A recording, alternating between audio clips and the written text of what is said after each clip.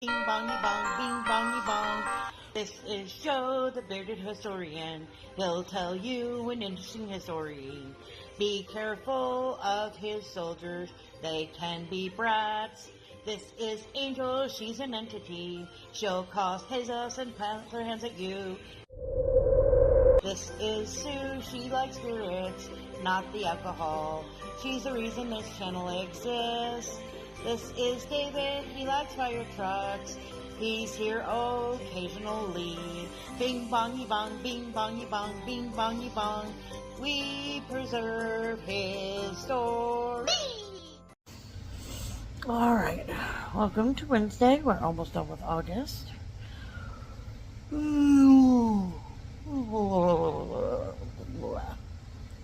For our members, we will be having the quizzes coming up in the next day or two, depending upon the girl. But before that, we have a very explosive Wayback Wednesday for all of you. Are you ready? I have chosen dragons because dragons. I'm gonna go with this topic. Not really. Anyway, here we go. Shout out time. Here's a shout out just for you. You support me, so I support you. This shout out is for our friends. Let's see who it is today. Can you speak?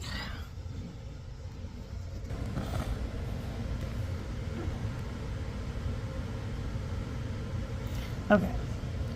Let's see. There's my Linda. There's Steve and Tina. There's Rural. There's Lynch. There's Laura. Mindfork. Hillbillies, Jody, Bobby, Blistering, Steph, Six Bows, Brad, Conscious, Trip, Tammy, Popcorn, Northern Woman, let's see, there's Susan, let's see, there's, who else do we got? Capina, Big Ben, Railroad, Hippie, Tay Eats, Mike's Garden, Spectral. Ooh, Mike's Garden wins. Hold on a minute. Alright, so this is Mike's Chaotic Garden. He has a squirrel friend, which I see a lot. But he does also do gardening tours and stuff. He's got some shorts of his garden and his girlfriends and a bird or two, so check him out. Like, share, comment, and enjoy the video. Alright, peoples, Joe's going to make the world go boom. Just when you thought you were having a bad day, just imagine these folks, these poor islanders in the tropical, Pacific paradise. They're out there enjoying the nice life, The sun. The nice island breezes, the water, and then something really wrecks your whole year. I mean, several years in this case. Now, out here, in America, we've seen a couple of these fun things have happened. Mount St. Helens went off. Got bored, surprised everyone, blew its stack. Recently, the big one over in Hawaii keeps coughing out, flames and Kilauea, all that fun stuff. A couple of years back, I remember they had one in Iceland that was erupting so violently that airlines had to change their courses on where they were going from the U.S. to Europe because they didn't want to fly through the cloud for obvious reasons. How dare they? Now, this all, this is the pockets. This is the small stuff compared to our date with history, the 27th of August. Now, interestingly enough, this wasn't the kickoff event I discovered. Because this is regarding a certain volcano that you all have probably heard of. It's the happy wood that's known as Krakatoa. Now, Krakatoa, for all its, tons of fun, started all the way back kicking out ashes and stuff. Seismic activity was happening as far away, back in 1880. It was damaging a lighthouse. Strombolian activity, however, would start about the 20th of May in 1883, when steam began venting on a regular occurrence from Krakatoa, the northernmost of the island's three cones. Now, it was kicking out ash, estimated altitude of 20,000 feet. Explosions could be heard all the way over to Jakarta, 100 miles away, rattling windows and doors. That'd be kind of disturbing. Who's at the door? A volcano, dear. Yeah, don't mind you, though. Big hell. We ate at the office. Don't worry about it. Dust would fall 300 miles away, and an excursion party was sent to the island on the 26th. Reported the islands were covered with fine white dust, with explosions coming from Krakatoa every 5 to 10 minutes. So things are already a little, shaky. It says by this time, eruptions were calming down. Some of the explosions were still very energetic, hurling pumice the opposite direction of the wind. Now, a large crater, about 3,000 feet in diameter, formed with a cavity which issued plumes of steam. The eruption soon quieted after this initial violence. They thought, well, minor issue, don't worry about it. Well, around the 16th of June, there were loud explosions and thick black clouds covered the island for 5 days. The eruptions started gaining strength 3 days later, and then on the 24th, a prevailing east wind cleared the cloud and 2 ash columns could be seen issuing from Krakatoa. It also noticed that summit cone of Krakatoa was gone. Gone. An extensive report a few years later attributed it to it being blown away. The seat of the eruption is believed to have been a new vent or vents that formed that day between Krakatoa and Da Nang. The violence of the outgoing eruptions would cause tides in the vicinity to be unusually high, and ships at anchor had to be moored with chains. Earthquakes were felt at Anyar, Banton, and ships began to report large pumice masses to the west in the Indian Ocean. Hey guys, look, rocks. Woo! A third vent, and later many more would appear. The eruptions would continue throughout July, and their violence would continue to increase until 27th of August. Well, in early August, a Dutch topographical engineer, Captain H.J.G. Fresnaer, investigated the Krakatoa Islands. Now, he noted 3 major ash columns, the newer from Da Nang, which obscured the western part of the island, and steam plumes from at least 11 other vents. This sucker was spouting. Not sounds like it. Mostly between Da Nang and Wataka. Well, when he landed, he noted an ash layer of about 1.6 feet thick, and all the vegetation was gone. I mean, all that was left was tree stumps. He advised against further landings. I wonder why. I can't imagine. Yeah. Well, by the 25th of August, the Krakatoa eruptions would intensify. If you thought things were bad, it's getting worse. We're not done yet. No. At about 1 p.m. of the 26th, the eruption entered the climactic phase. By 2 p.m., a black ash cloud could be seen 89,000 feet high. That's like, whoop, right up. So it's a small one. Yeah. You barely see it. Yeah. And at that point, eruptions were continuous. What? Eruptions could be heard every 10 minutes. By 5 p.m., the explosions were audible all over Java. Now, waves approximately a meter high began battering the coast of Java and Sumatra at 5:30 p.m. and continued throughout the night which may have been produced by steam explosions. Ships within 12 miles of the volcano reported heavy ashfall. I'm even getting out of there by now. What? No. Let's sail that way. No, everything's fine. How dare you? Yeah, I can't breathe ash very well. And interestingly enough, pieces of hot pumice up to 4 inches in diameter were landing on the decks. Between 7 and 8 p.m., a small tsunami hit the shores of Java and Sumatra 25 miles away. Now, the 27th, they had 4 enormous explosions occur. And this is the climax of the whole event. 5:30 a.m., the first explosion was at Pertambulan, triggering a tsunami headed to Tulak Baton, now known as Bandar Lampung. At 6:44, Krakatoa exploded again at Da Nang, the resulting tsunami propagating eastward and westward. The third and largest explosion at 10:02 a.m. was so powerful it was heard in Perth.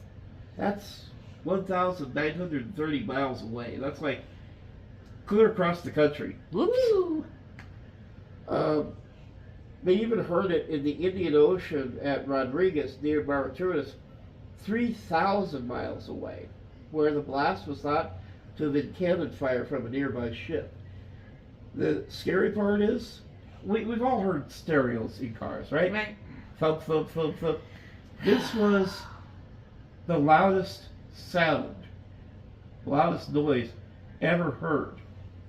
This was the loudness of the blast from 100 miles. The volcano has been calculated at 180 decibels. Well then. That's just, ear cracking.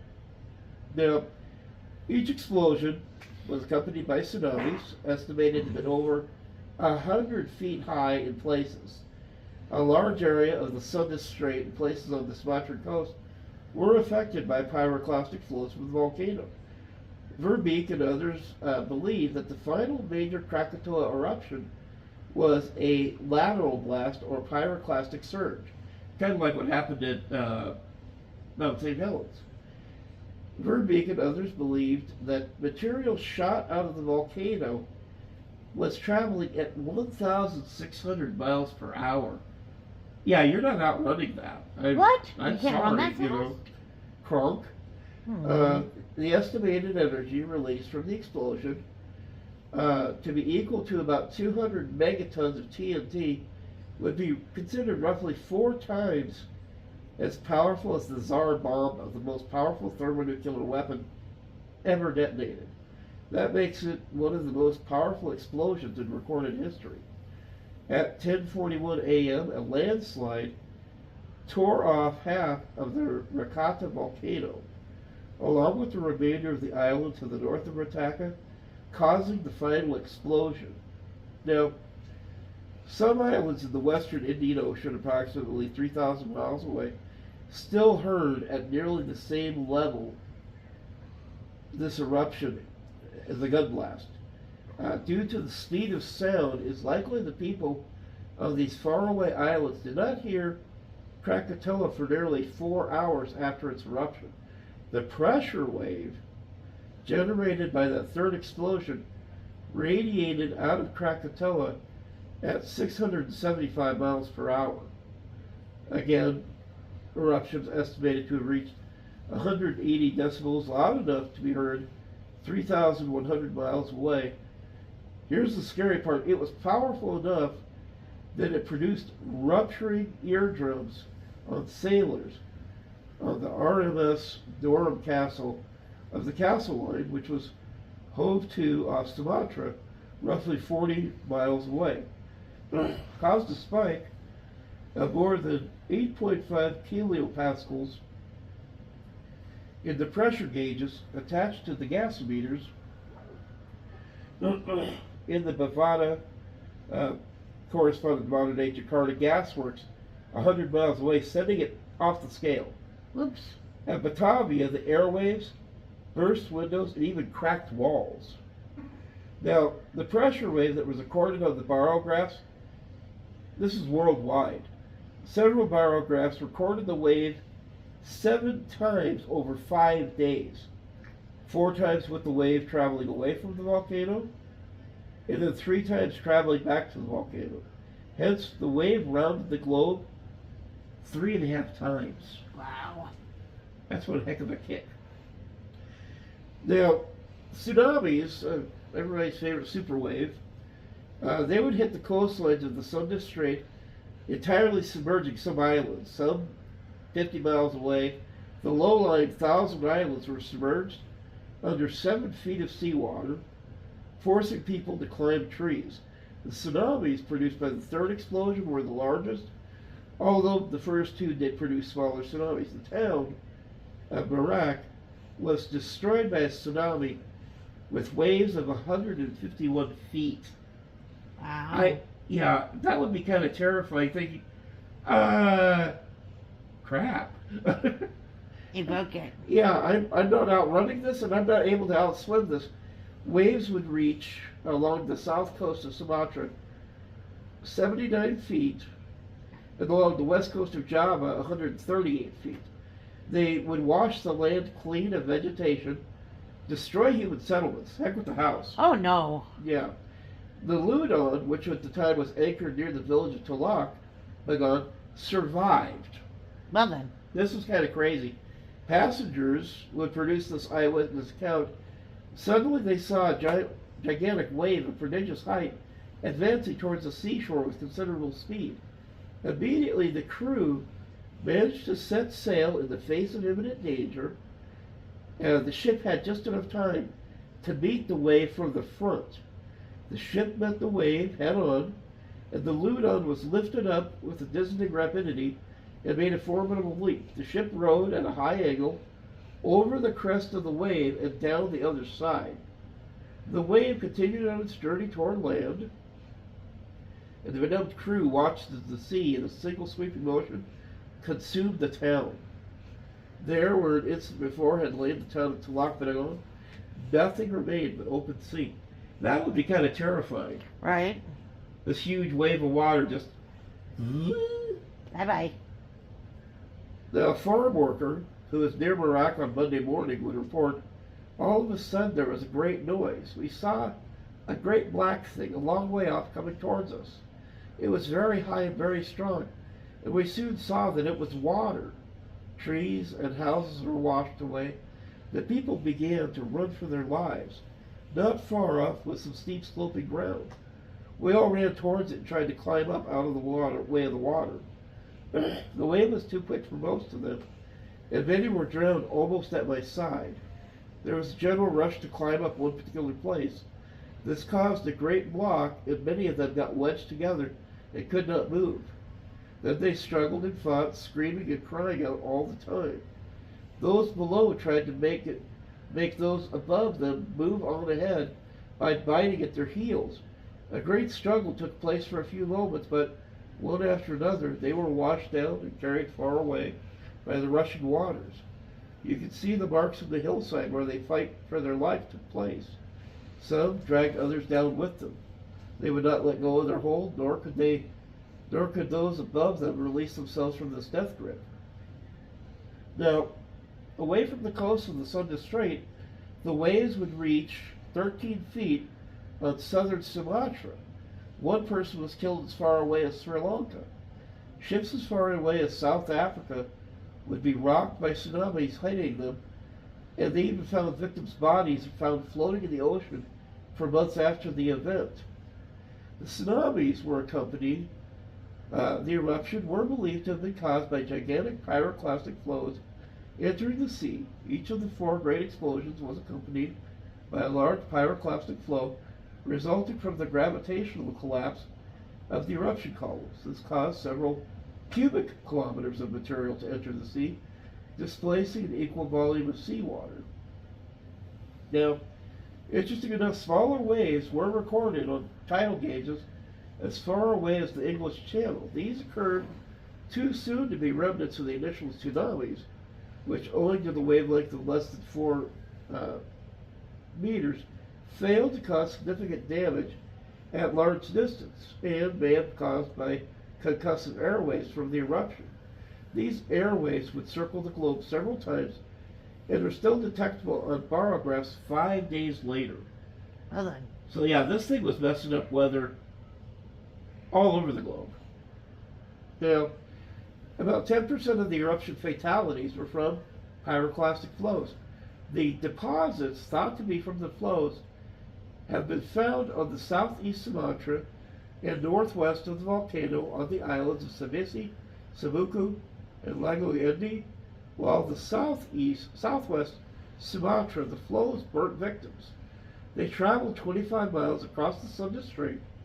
Once they hit southern Sumatra, they incinerated entire villages and burned all vegetation. 2,000 of the corpses in southern Sumatra appear to have been scorched to death, presumably by these flows.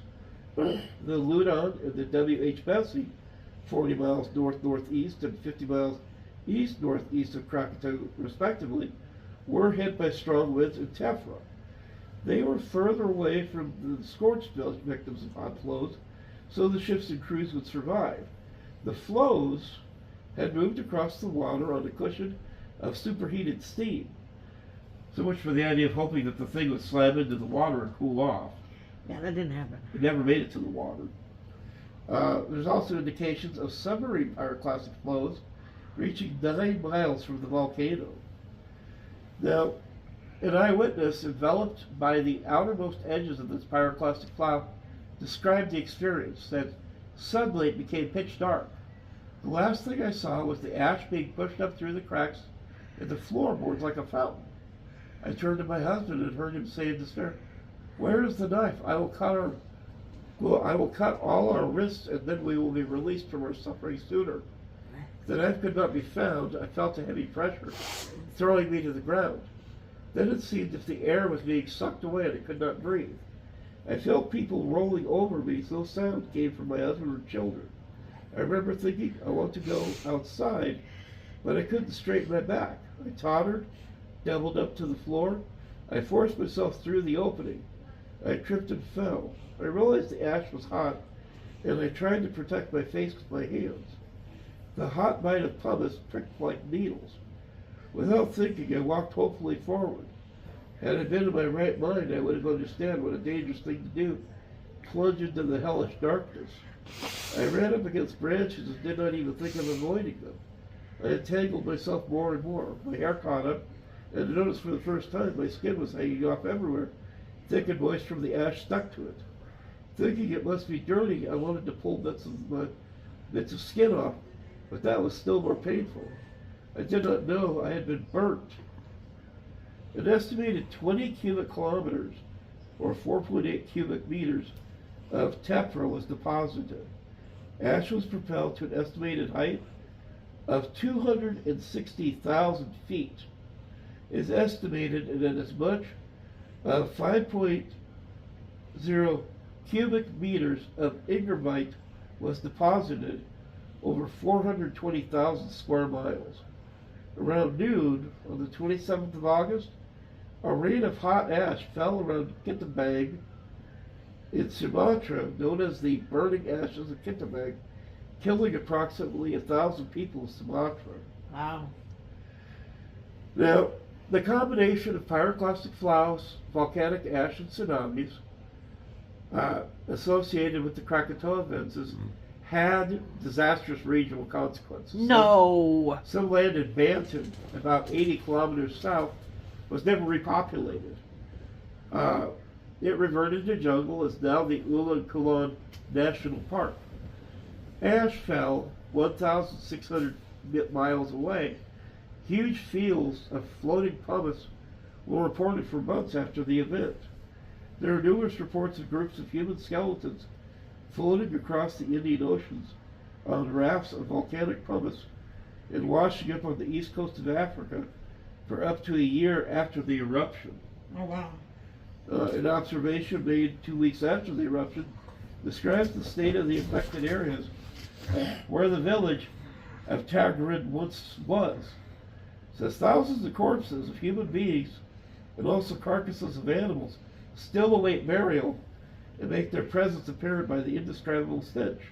Fun. They lie in knots and entangled masses impossible to unravel, and often jammed together with coconut stems among all that had served those thousands of dwellings, furniture, farming implements, and adornments from houses and compounds. Now, though the official reported death toll at that time was 36,417. There, what? I said, now then. Yeah. There were no survivors of the 3,000 people on the island of Sabesi. Banton lost 21,565. Lampone lost 12,466. Batavia lost 34, and West Java lost 2. Now, in the aftermath of the eruption, it is found that Krakatoa had almost entirely disappeared, except for the southern third. Much of Rataka cone had been sheared away, leaving behind a 250-meter cliff. Of the northern two-thirds of the island, only a rocky inlet named Bosun's Rock, a fragment of Dinan, was left. The Poolshed Hood had disappeared. Oh dear. Now, a huge amount of material that the volcano deposited drastically altered the ocean floor. A huge amount of ingerbrite deposits largely filled the 30 to 40 meter deep basin around the mountain. The land masses at Veratan and Lag Islands were increased, as was the western part of the remnant of Rataka. Much of this gained material quickly eroded, but volcanic ash remains a significant part of the geological composition of these islands. The basin was 300 feet deep before the eruption, and 700 to 1,000 feet after. Now, two nearby sandbanks, called Steers and Kalmeyer, after two naval officers who investigated them, were built up into islands by ashfall, but the sea later would wash them away. Oops. Seawater and hot volcanic deposits on Steers and Kalmeyer had caused steam to rise, which some mistook for a continued eruption. Now, the interesting aspect of all this, and it's one of the things that they've had a fun time with science, the eruption caused what's known as volcanic winter. Now, in the year following the eruption, the average northern hemisphere summer temperature fell by 0.4 Celsius, or 0.72 Fahrenheit. The record rainfall in Southern California during the water year from 1883 to June 1884, Los Angeles received 38.818 inches. In San Diego, 25.97 inches has been attributed to the Krakatoa eruption. There was no El Nino during this period as usual, when heavy rain occurs in Southern California, but many scientists doubt that there was a causal relationship. The eruption injected a tremendous amount of sulfur dioxide gas high into the stratosphere, which was subsequently transported by high-level winds all over the planet. This would lead to a global increase in sulfuric acid concentration in high-level cirrus clouds. The resulting increase in cloud reflectivity reflected more incoming light from the sun than usual and cooled the entire planet until the sulfur fell to the ground as acid rain. In 1883, the eruption darkened the sky worldwide for years afterwards and produced spectacular sunsets worldwide for many months. British artist William Ashcroft made thousands of color sketches of the red sunsets halfway around the world from Krakatoa in the years after the eruption. The ash caused such vivid red sunsets that fire engines were called out in New York, Poughkeepsie, and New Haven to quench the apparent conflagration. This eruption also produced a bishop's ring around the sun by day and a volcanic purple light at twilight. In 2004, an astronomer proposed the idea that the red sky shown in Edvard Munch's 1893 painting The Screen is an accurate depiction of the sky over Norway after the eruption. Weather watchers at the time tracked and mapped the effects on the sky. They labeled the phenomenon the equatorial smoke stream. This is the first significant indication of what was known today as the jet stream. For several years following the eruption, it was reported that the moon appeared to be blue and sometimes green. This was because some of the clouds were filled with particles about 1 white. The bright sides to strongly scatter red light, allowing other colors to pass. White moonbeams shining through the clouds emerged blue and sometimes green. People also saw lavender suns and for the first time recorded non-silhouette clouds. Now, although the violent phase of 1883 eruption was over by the late afternoon of August 27th, the light returned by the 29th of August. Reports continued for months that Krakatoa was still in eruption. Verbeek's committee earliest duties was to determine if this was true and verify reports of other volcanoes erupting on Java and Sumatra. In general, these were found to be false. Some eruptions, mostly of mud, continued into October of 1993. Verbeek discounted any claims that Krakatoa was still erupting after mid-October due to the streaming of hot material, landslides due to heavy monsoon rains this season, and hallucinations due to electrical activity seen from a distance. No further signs of activity were seen until 1913, when an eruption was reported.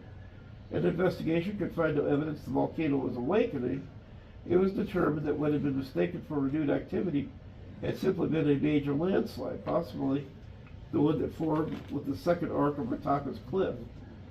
Examinations in 1930 of barometric charts made in 1919 show that an evidence of a bulge indicative of magma near the surface of the site became a Krakatoa. Somebody else had a bulge, it was called Mount St. Helens. Now, as I mentioned, the fate of northern Krakatoa has been the subject of some disputes among geologists. It was initially proposed that the island had been blown apart by the force of the eruption. Most of the material deposited by the volcano is magmatic in origin, and the caldera formed by the eruption is not extensively filled by deposits from the 1883 eruption. This indicates that the island subsided into an empty magma chamber at the end of the eruption sequence rather than having been destroyed during the eruptions. Based on the findings from contemporary investigators, the established hypothesis assumes that part of the island subsided before the first explosions on the morning of August the 27th. This forced the volcano's vents to be below sea level, causing major flooding, which caused a series of sporadic explosions, the interactions of groundwater and magma, seawater to cool the magma enough for it to crust over and produce the pressure cooker effect, which was relieved only by explosive pressures when reached. Geological evidence does not support the assumption that only subsidence before explosions was the cause. For instance, the pumice and agabrite deposits are not a kind of consistent with the magma-seawater interaction. These findings have led to other hypotheses. An underwater land slope or partial subsidence suddenly exposed by the highly pressurized magma chamber, opening a pathway for seawater to enter the magma chamber and setting the stage for a magma-seawater interaction. I can see that happening. No, maybe. Brilliant. And the final explosions may have been caused by magma mixing.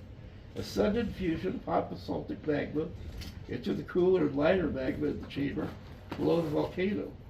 This has resulted in a rapid and unsustainable increase in pressure, leading to the cataclysmic explosion. Evidence for this theory is existence of the pumice consisting of light and dark material, the dark material being much hotter origin. Such material reported to be less than 5% of the content of the Krakatoa ignimbrite, and some investigators have rejected this as the prime cause of the 27 August explosion. The numerical model for the Krakatoa hydrovolcanic explosion and resulting tsunami was described by Bader and Giddings in 2006. A high wall of water is formed when initially higher than 100 meters, driven by shocking water, basalt, and air. All I can say is that two good things. A, it did happen around here, And B, I cannot imagine how awful it would be if it happened in today's day and age. Mm-hmm. Because you think about Java, it's one of the most populated islands on the planet. Right. So, but happy times. We'll see you folks next week. This has been the Bearded Historian with the Bug Files. Have a good one out there, folks. Bye. 32 minutes.